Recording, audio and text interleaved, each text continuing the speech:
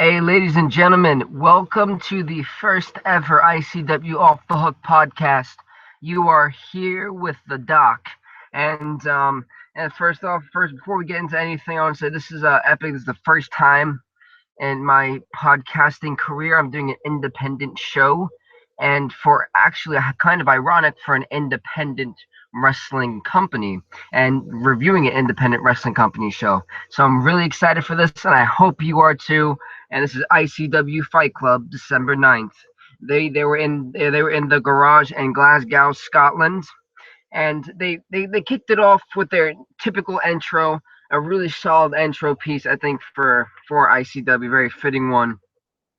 And they gave us a exclusive interview coverage for Fight Club that was recapping last week between Veronica Lestrange, the interviewer, and the Wee Man, with the Wee Man being the manager to Davey Blaze. Now, for those of you who did not see Fear and Loathing 9, Davey Blaze would go against Joe Hendry, the local hero, and the winner of this that match at Fear and Loathing, the biggest pay-per-view in British wrestling history. And what happened was Joe Henry would defeat Davey Blaze, and the terms were for that match is if Davey Blaze beat Joe Hendry, well, Joe Hendry's contract would be frozen for an entire year, so we would not see Joe Hendry for an entire year. But if the local hero Joe Hendry won, Davey Blaze would Joe Henry, my bad, Joe Hendry would get 5 minutes with the Wee Man, and so Davey Joe Henry would win, but would only get like 3 seconds with the Wee Man, and so this is where we get into that after Fear and Loathing 9 coverage right here. Basically, Veronica Lestrange talks about the interference between Stevie Boy and Joe Henry's match. Right, this was during Fight Club December 2nd. This was the first match of the evening during the December 2nd, and she talked about Stevie Boy and Joe Hendry's match, and she says, "Is there any animosity between you and Joe Hendry still, or is this the beginnings of a reunion between Stevie Boy and yourself, Lehman? They're the reunion of the Bucky Boys. There's an animosity between me and Joe Hendry. The man's a deck splash, and if he thinks he's getting 5 minutes in the ring with me, I've checked with my lawyers. They say they are very highly educated fellows, and they have assured me that I am not obligated to give you 5 minutes of anything. All right. And in the case of Stevie Boy, Davey Blaze cuts him off and says, in the case of Stevie Boy, me and Stevie don't give a bleep about ICW. We don't care. We're going on to bigger and better things, and we're going to achieve these things. And to answer your question, no, we're not getting back together. We don't need to. We don't need to team anymore. I mean, Stevie, you started by not speaking to your family or your cousins for over like what 5 months, and then you walked past me and said, "Hey." So you kept it moving, and that's all right with me. I do have a problem with Joe Hendry, and Stevie had my back, and that was that. So ICW, stick the Bucky Boys up your arse. Everything but humble right there. Speaking about this interview, I think it was a really solid interview considering the fact that you kind of came off a strong and one hell of a Fear and Loathing 9. You had casket matches, you had steel cage matches, you had for full control of ICW Team Dallas versus the Black Label. You had Kurt Angle versus Joe Coffey. Uh, it was such. You had the Dudleys versus Polo Promotions. It was such a stacked card, and it was so hard not to love the pay-per-view for Fear and Loathing. So to see for the past two Fight Clubs that they just keep building and building and heading in such a great direction with Stevie Boy himself, Joe Hendry, the Wee Man, and Davey Blaze. I like the fact that rivalry is still brewing. So it's actually going to be pretty interesting to see what happens throughout the show tonight. And then we had a in the ring promo with Davey Blaze and the Wee Man. This was following from their exclusive interview from last week that I just talked about. And so Davey Blaze and the Wee Man were in the ring. The Wee Man says, "Good evening, you odious shit breath fuggins. First things first, Joe Hendry, you're never gonna wrestle the Wee Man, and and if you think so, you are certainly mistaken, my friend. I am a freelance agent, and I checked with my lawyers. I'm not obligated to give you 5 minutes of anything, sunshine. So why don't you sit backstage and watch a real man fight? Cause tonight this stallion, pointing to Davy Blaze, goes up against two men, the Banana in Pajamas DCT, the international sex hero, and some dust out wannabe named Joey Ryan. They are about to find out that this match is no holds bars, and they're little boys compared to Davey Blaze, and they will realize that no one can match up to the only professional pro wrestling gorilla, Davey Blaze. Then we had the international sex hero DCT with Coach Tripp versus Davey Blaze and the Wee Man as his manager along ringside. No, well, I should have said with the Wee Man and with Coach Tripp, but both Coach Tripp and the Wee Man are managers, so they're outside the ring. Versus Joey Ryan with special guest, the Mullet, Dirk McIntosh. And so, well, Joey Ryan, for some reason, would put baby oil on himself, and the crowd seemed to love it. I don't know why. This is probably one of the most uncomfortable matches I will ever talk about in my podcasting career, because this was very awkward for me. DCT would scoop slam Davey Blaze twice, then would scoop slam Joey Ryan twice. Davey Blaze would grind his testicles into the face of Joey Ryan. And yes, I did say grind his testicles into someone's face, yes. Coach Tripp would then chase the Wee Man all around the ring for like a good 2 minutes for I don't understand why. And then Joey Ryan would take a lollipop from his crotch and would put it in DCT's mouth. God, that's just disgusting. I want to puke now that I talk about it. Then Joey Ryan would attempt the sweet tooth music, but it would be countered by DCT, then recounted by Joey Ryan into the boobplex. Then Davey Blaze would hit Joey Ryan with a spiral hawk running spear. DCT would then break up the pin at 2. Davey Blaze from off the top rope would do a double axe handle. It would be countered by DCT into a full-on belly-to-belly suplex. Joey Ryan, though, would break the count at 2. And then they would grab each other's dongs and pass out for some really weird reason. As you can see, this match went really far and south. It really went a little too far for me. Ugh. And then, thank God, the Godfather would come out with the Lady Train, along with Veronica Lestrange. And then the Godfather would kind of break this match up and says, "Hey, are there any pimps in the house tonight? Cause one of you, I have to roll a fatty for this pimp daddy. Now, what's up with you three touching each other's things? I don't know what's up with that, but hey, I got girls who would do that for you all night long. I came here to party, and I heard this is the biggest town of party goers. So we're right here in this town. So if you guys want to fight me, that would be a mistake, because I'm gonna kick all 3 of your asses. But let me make you an offer that's much, much better. We all party, and y'all get any girl you want to, or you can make me fight. And I haven't smoked yet, so today is a bad day for one of you." Then Davy Blaze would harmfully grab Veronica Lestrange, and the Godfather would beat up Davy Blaze. The Godfather would pin Davy Blaze and be victorious in the Godfather's ICW debut.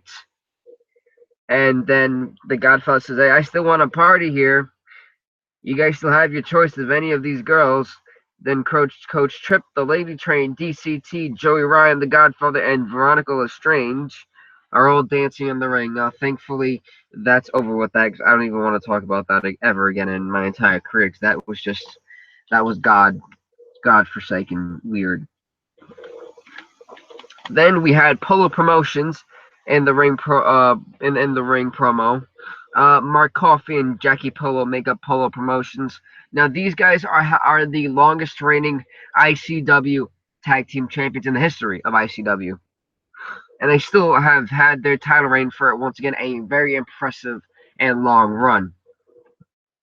And Mark Coffey says, there's a lot that goes on to what we do here.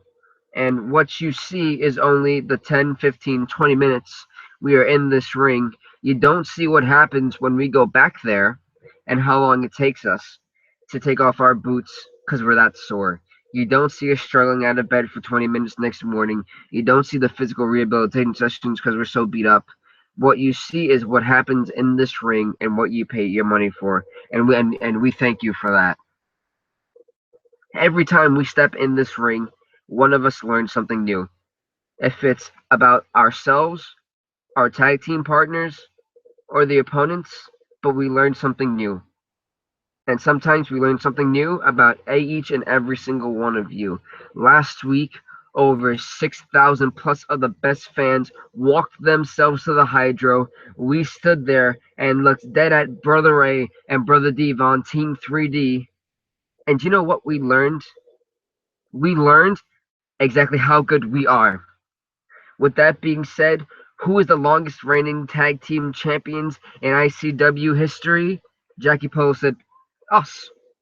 Mark Coffey says, who, when they were down, picked themselves up and won the tag team titles for a second time? Jackie Polo says, Polo Promotions. Mark Coffey says, who, for the better, left the company for these fans and the wrestlers in the back? Jackie Polo says, Polo Promotions. Mark Coffey says, who decided to come back and place ourselves right back at the top of the mountain? Jackie Polo says, us. Mark Coffey says, who beat the 55? Jackie Polo says, we did. Mark Coffey says, who beat the London Riots? Jackie Polo says, we did. Mark says, who beat Mike and Boar? Bird and my bad. Bird and Boar, my bad. Correction, Bird and Boar. And Jackie Polo says, we did. Mark Coffey says, who beat the most decorated tag team in the history of professional wrestling? Polo says, we did. Then Mark Coffey and Jackie Polo would hype up the crowd, and then Jackie Polo says, Mark, brother, I love you, man. Polo Promotions started with a promoter and an extremely gifted talent, and one hell of a talented wrestler. And Polo Promotions was home for Mark Coffey with any company in the world. And not ICW. We're not talking about ICW. Mark Coffey is the best man to put in the spotlight. Then the rich kids come out of nowhere. I don't know why. They were fired last week. I don't even know their names. I just know their stable name. And I know that they were the ex-owner Red Lightning's nephews. And the guy on the green shirt says, last time we were here, it didn't go so well for us. We got fired by Mark Dallas. But they can't fire us if we're the tag team champions of the world. Then Jackie Polo slams the kid in the blue shirt to the floor, and then the kid in the green shirt gets chopped to the life of him. Like if you saw his spirit and his spirit left him. And then it became an official match. So now we have an ICW Tag Team Championship match, which I never would have seen this coming. Polo Promotions would hit the slingshot, then the Red Foreman, then a suplex to win the match, and Jackie Polo puts his foot on the kid in the green shirt to basically get the 1, 2, 3. So still your tag team champions, Polo Promotions. I mean, Jackie Polo says, Mark Coffey has been a champion in this company for over 1,000 days, longer than anyone else in ICW history. This man is the best wrestler on this roster. We learned that every time that when you're on the top, you have to see what's around you. We think we're the best tag team in the country and in this company, but we've beaten everybody who's left. Up, or do we split from ICW? Because who else are we going to beat? We may not be back for a while. We may have to leave, but we will definitely be coming back. We love every single one of you. So we are Polo Promotions, and we are Scotland's best tag team. Then Boar and Bird would attack the Polo Promotions, leaving them helpless, out cold in the ring. And there are a lot of chair shots by Bird and Boar on Polo Promotions. But when they interfered, it was an equal fight until the chair came in, and then Polo Promotions really just were lying helpless knocked out in the ring. And then what really I think sold this very much was when they both Bird and Boar threw the tag belts at Joe Coffey and Jackie Polo's. I mean, not Joe Coffey, Mark Coffey and Jackie Polo's way. So this is going to be very interesting to see what happens between Bird and Boar. Then we have the backstage interview. Veronica Lestrange with the tag team Bird and Boar, two nut jobs. I'll tell you that much. They really do look like nut jobs. And Veronica Lestrange asked, "You attacked Polo Promotions after their match, and you had a few words to say. Are you guys going after the tag belts?" Boris says, "Polos and Bristol, we had you beat, and you know it. How dare you forget about that? We had you beat, and you know it." Bird says, "Polos, don't look back, because there's no way you're going, boys. You can talk about everything you have done, but see, so far you can't look that far, because as you're looking back, you're gonna walk into a wall. And you know what this is here, boys? This is a walking, talking, rumping, stumping, face mashing wall." And Boris's Polos, "You have our titles." Bert says, "And we are coming for them." So a challenge is basically being thrown down. Bird and Boar are basically letting the Polos know that they are coming and they are hungry for those tag team titles. Now, if we go back to when they did fight in Bristol, I do believe firmly that their reign as champions should have ended right there, but it wasn't my decision. That was senior officials. That was the senior official's job, and he called it the way he did. So it'll be interesting to see if can actually Bird and Boar defeat the Polo promotion at the next Fight Club taping. That would not be tonight's taping, because tonight is their final one of the year before the squared, what is it? It's Go Squared something. I can't remember the name of the next pay per view. I'll have to look that up again. But it's basically a mix of a battle royal, and let's say if a person was to have an opportunity at a title shot to give a great title shot at any title they wanted to, basically what would happen is they have to throw each other, and it's a battle royal where you throw your opponent over the top rope, and the winner gets a guaranteed title shot at whatever belt they want to. Similar to how our current ICW World Heavyweight Champion of the world, Wolfgang, cashed in on Joe Coffey after Joe Coffey went through a devastating war with Big Damo. And Wolfgang would ultimately defeat Joe Coffey with the brass knucks back in about July, I would believe. I believe so. Who right now is the champion for over 180 days. Congratulations to Wolfgang. But getting back on topic here. ICW owner Mark Dallas, Veronica Lestrange, Chris Renfrew, the guy who defines ICW, who is ICW, DCT, the Godfather, Joey Ryan, and a random fan. And the lady train, hey! And then partying and drinking. Meanwhile, Dallas actually has an entire whiskey glass bottle. And then Miss Viper, the woman, the, the woman who is married to DCT. My bad, Miss Viper. And who's married to DCT says, "You better invite me to drink. If you're drinking with all these women, everyone, and they're all starting to drink shots, chanting, 'I see Dub, I see Dub, I see Dub.'" And then next we have Veronica Lestrange backstage with Shaw Samuels and Kid Fight, two ex-members of the X-55. And Kid Fight, and before she speaks, Kid Fight interrupts her and says, "I see you bitching and moaning out here, saying, 'Oh, he's hitting me up from behind,' and yet I was there in the Hydra for only 3 minutes with a DDT and then done. And you're still bitching. You got your pinky and your new song, yet you're still crying like a little bleep. Reality is, Shaw, this T-shirt, that 55 T-shirt, was us.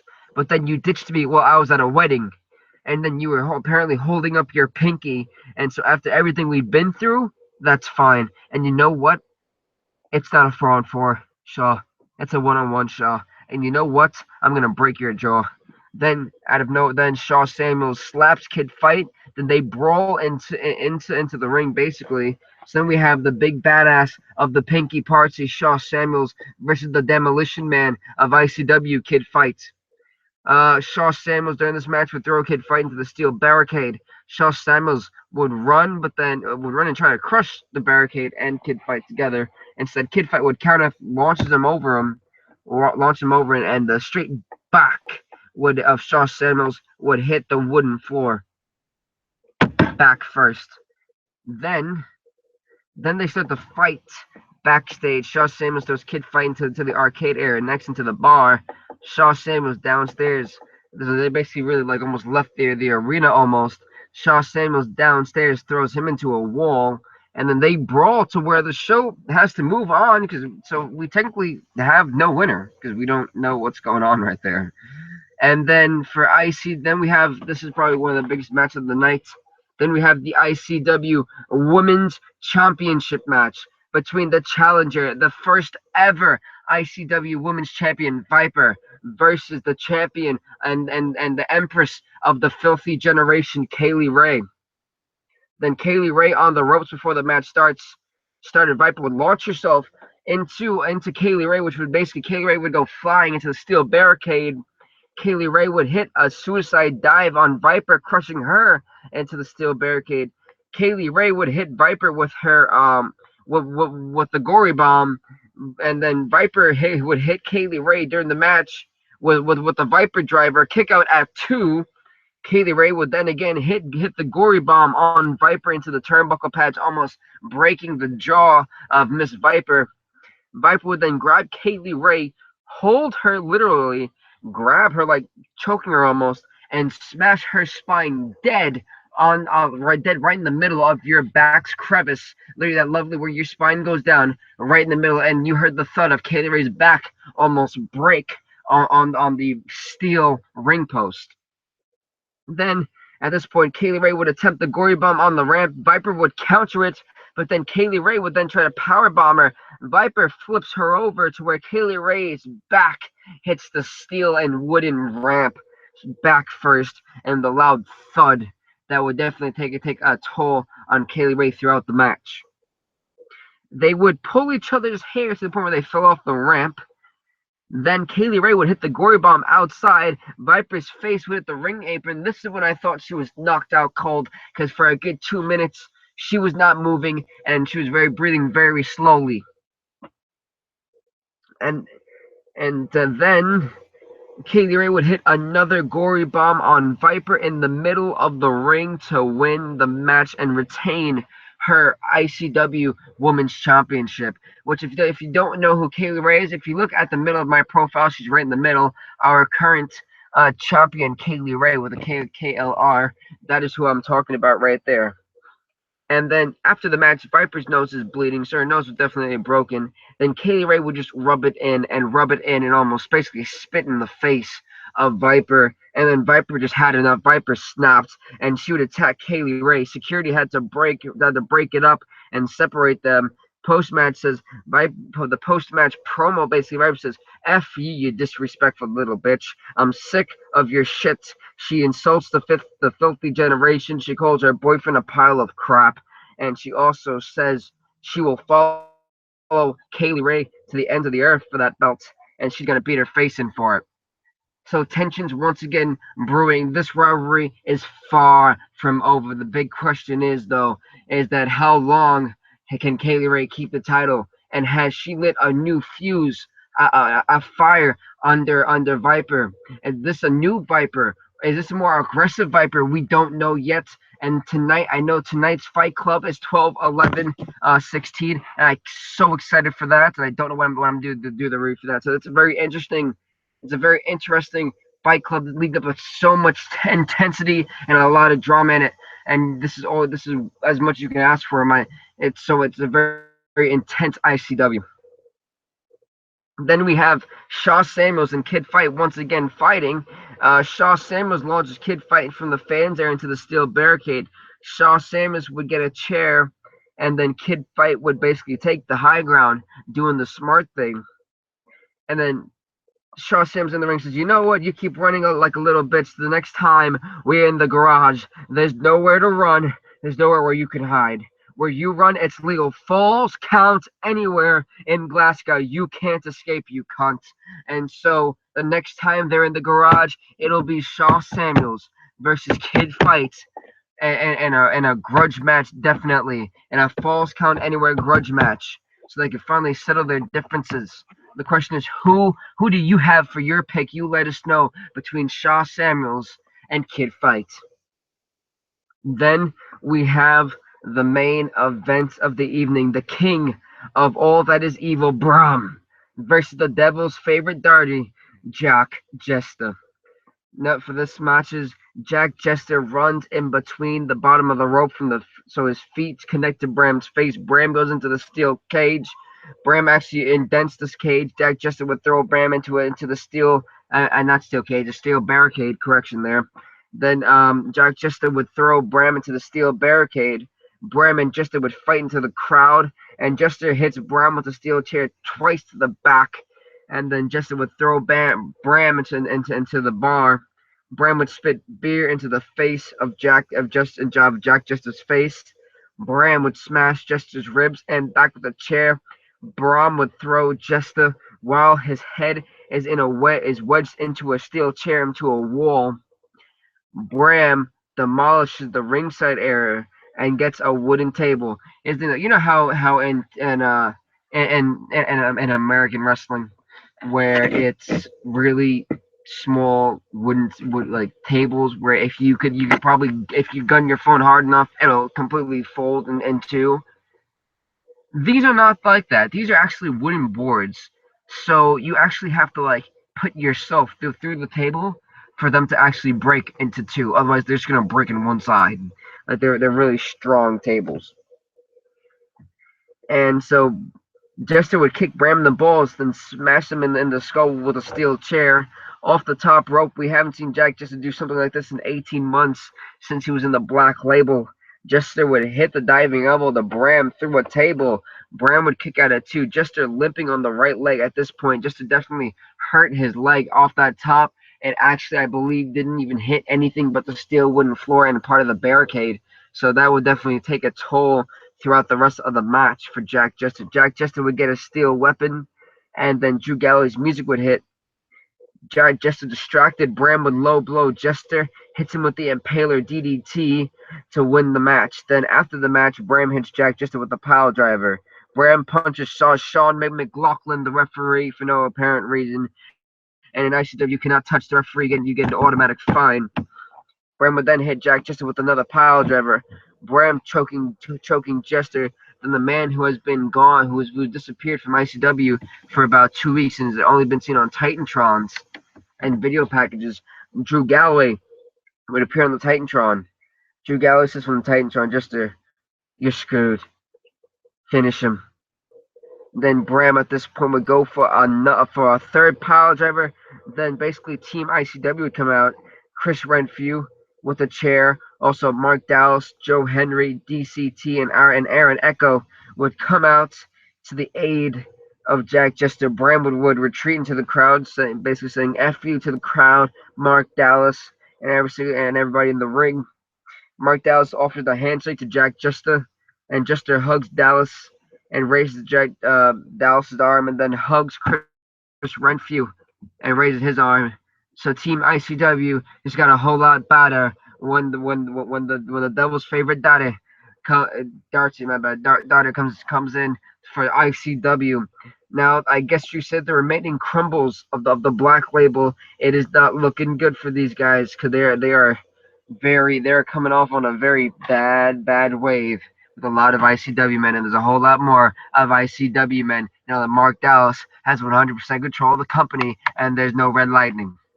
There's none of that 50-50 bull crap. There's none of that 50-50 power control. It's all 100% Mark Dallas's. And that was your main event.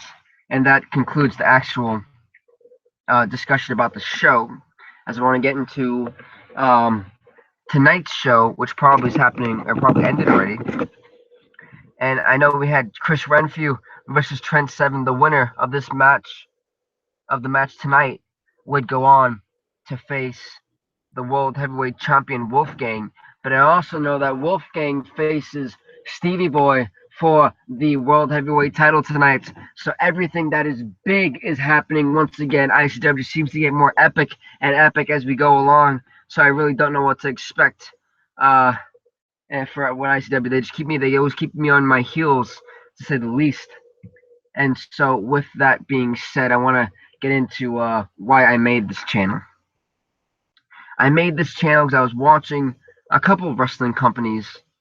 I'm not gonna name them. I'm gonna say the T and the T and the E, and they really killed my passion for wrestling. I'm a huge wrestling fan, and then I watched ICW once, and I immediately fell in love with it. So you can definitely bet that we're gonna be doing such things as the superstar of the week, the guy who's mostly hot, the guy who's been hot lately. Like, and I don't mean that in that type of way. I mean, and like who's won a whole lot this week, who should be number one. Instead, we're gonna have our own little power ranking system. I have a whole bunch of things to do with this ICW. My whole plan with this podcast is to make ICW even hotter than it already is, to help out ICW. So, if you guys can do me a favor, subscribe to my YouTube channel, follow me on Twitter at ICWOTH podcast. It's all one word. I'll say it again, ICWOTH podcast. For those of you who don't know what that OTH means, is Off the Hook podcast.